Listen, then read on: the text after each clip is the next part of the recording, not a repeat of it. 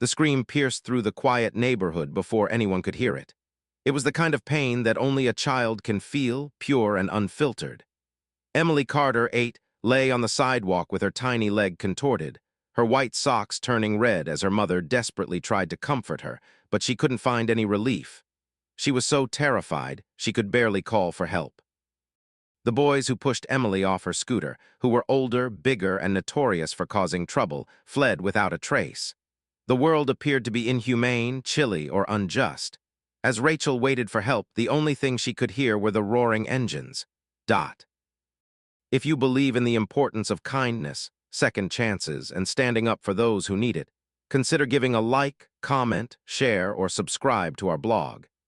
Additionally, if you can't bear to see Emily's face after she was injured, you should be aware of how long it took for the paramedics to arrive and the impact of her actions to be felt. She pondered she should have been out. She should have seen it coming, and she ought to have stopped it.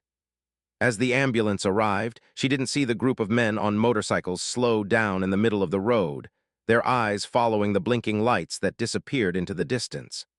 Those men were from the Hells Angels chapter, which frequently participated in charity rides across the town.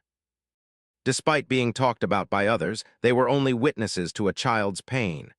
Duke Harrison, the leader of the group, was carefully watching the ambulance. He believed the scream was due to losing someone he couldn't protect, but it was still too late for him to do so. The scar on his heart caused by his past was too severe. He may have witnessed cruelty in too many children, or perhaps he was aware of the injustice in the circumstances. Despite every X-ray, tearful and fearless moment, Rachel remained by Emily's side.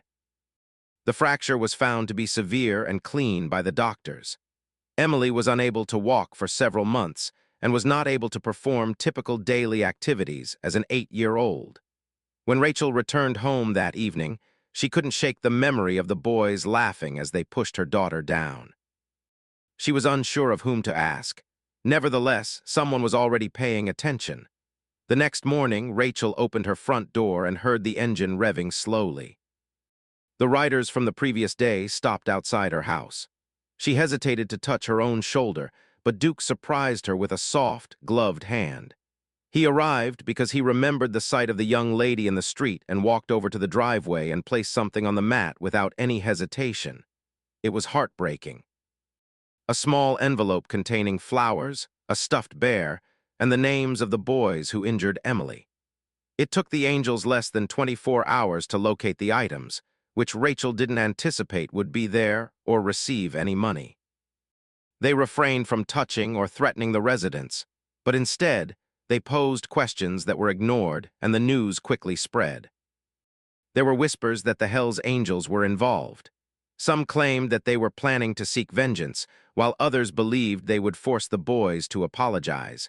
However, the truth was even more shocking. Over the next week, the Hells Angels came back to help, not to disturb the peace, but to create a ramp at Rachel's front door that would allow Emily to move around in her wheelchair. They also repaired the fence the boys had pushed into, brought in some groceries, toys, books, and even one of the bike's daughters had given her the pink cast cover. Despite her timidity, hurt, and fear, Emily gradually regained composure and began to smile. The sight of these strong men sitting on the porch with her was unexpected. However, what really set the tone for what happened 2 weeks later was Duke organizing a charity ride. Not for publicity, but for Emily. Hundreds of bikers from far and wide rode through town wearing pink ribbons on their jackets, raising money for her recovery and for anti-bullying programs in the community. People lined the streets, clapping and holding signs that read, "Emily's name and the fight against bullying."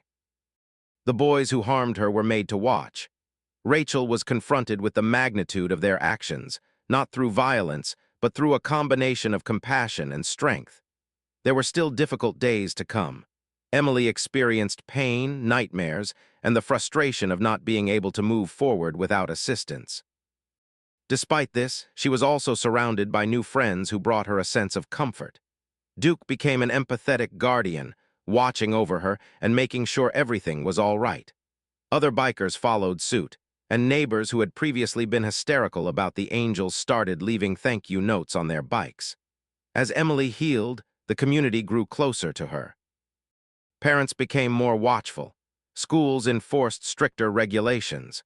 Boys who used to tease Emily were now obligated to attend counseling and do community service on a weekly basis.